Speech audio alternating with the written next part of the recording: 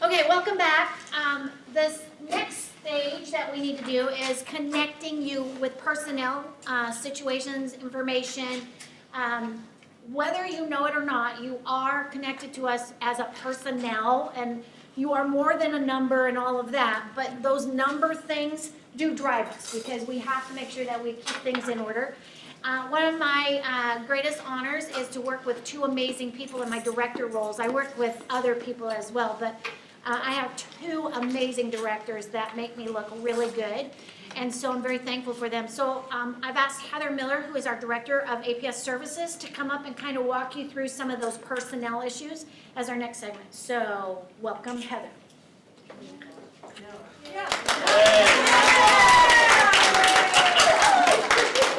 I hate you all. Heather, you rock. Yeah. Okay. You guys are all drink the Kool-Aid. Okay, as Lori said, I am talking to you all about all of you. And if you're not familiar with me and don't feel connected, it just means you're not reading my email. So please do that. I'm going to talk about some policy changes, some service updates, because as you all know, there's a lot of stuff that's changing around here, and then some process updates. The first thing I want to reiterate is all of you have questions all the time about incomplete grades and late work. We've recently changed, updated a little bit, the late work policy. For the last semester, we changed it so that students can only turn in work 1 week late.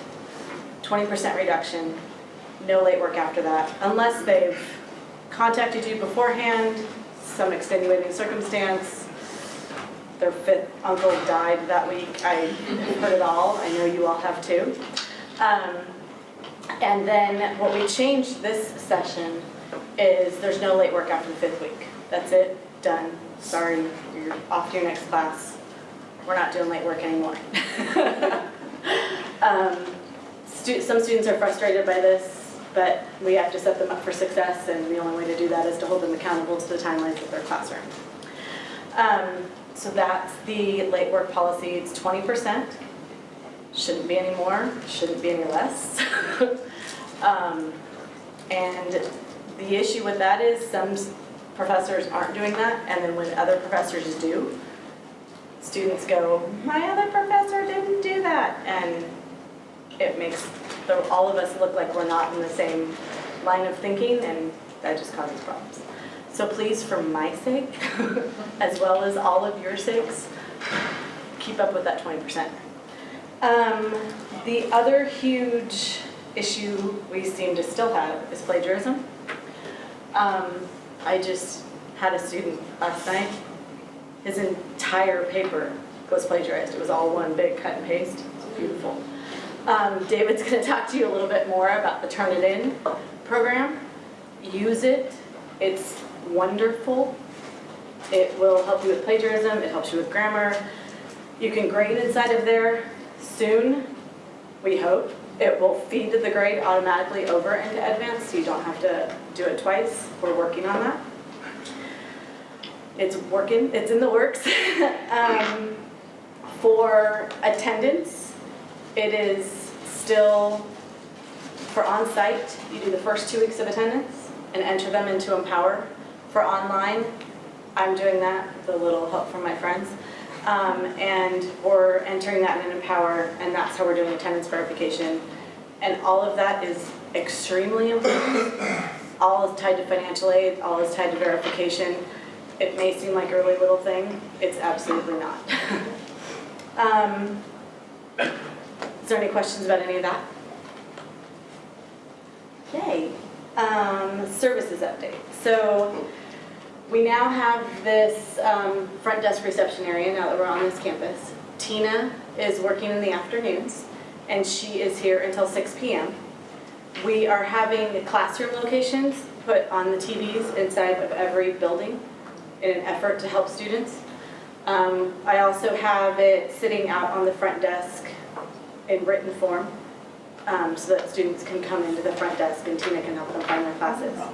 If it's after 6 o'clock, there's someone sitting at a help desk in the APS office. Now, they're there for financial reasons. However, they are there to assist every single student on this campus. So they should be able to direct someone to a classroom. They could even answer an accounting question or financial aid question while they're there, but they're there to help. And we can direct students there at any time. The other place that is open is the Perch, which they can go get snacks, drinks, sit down and talk to Ricky for a while. She's amazing. Right now, they're open till 8 o'clock on Tuesdays and Thursdays, and when traditional comes back to campus, they will be open later than that. So you can send students there for break. The other new thing that's coming, and it hasn't started yet, and I will be in touch when this has started, but for on campus, the new cafeteria provider that we're having is offering a $5 lunchbox starting at 5:30. Be $5. They can take a plastic container that they're providing and go in and fill it up with whatever they want and take it out and come and eat in the classroom or eat outside of the bench. It's a really very cool thing we're very excited about. And we're going to have stickers for students and faculty to be able to do that. Let's see, I did all of those. All of these things that I'm talking about right now, I tried to remind you of in emails that I send out a couple times during your classes. I try to send them out in the first week and the third week and the fifth week. Sometimes that always happens and sometimes it doesn't, but I'm working on it. But if you guys ever have a question, email me. I will be your point of contact and disperse it to whoever needs to answer that question. Which leads us to the graduation coaches that we have. They have been called student success coaches. They're now called graduation coaches.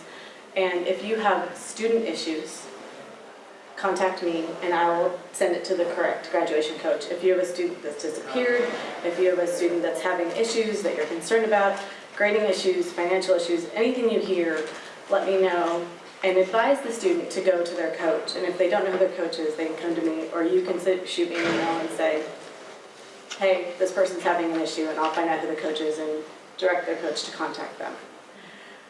We now have three coaches. We have April Gaddis, we have Terrence Hale, and we have Debbie Newell, who's on vacation this week. And the one graduation coach, April Gaddis, you might not have met. She is currently in our Orange County office. So if you get questions for her, we have a phone number I can give you guys, and we can direct them up there. If they need to see someone on campus, they can always walk into our office, and anyone can assist them. Let's see. For processes, I already said, you're still entering attendance on EmpowerWeb. Students have questions. Their classroom is on EmpowerWeb. Their grades are on EmpowerWeb. Their attendance is on EmpowerWeb. What class is next, who the teacher is, their bill. They can find out virtually anything they want to know in EmpowerWeb. Direct them there they can help themselves. It empowers them to be able to find out their answers. There is also a new contracts process, and I don't know how many of you have figured this out, but we're still doing the scheduling in APS. We're still assigning the faculty to the classrooms in APS.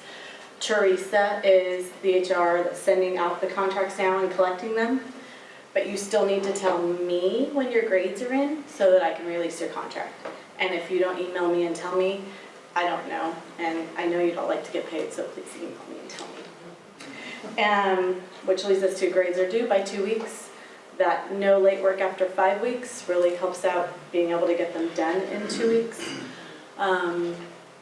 All of our contracts are paid on a payroll cycle, which is the 15th and the 30th. The payroll cycle cuts off about 4 days before. If your contract's in before that cutoff, it's probably going to get paid. If it's not, it's going to wait till the next one. But if you have questions about that, you can ask me or Teresa, and either one of us should be able to answer.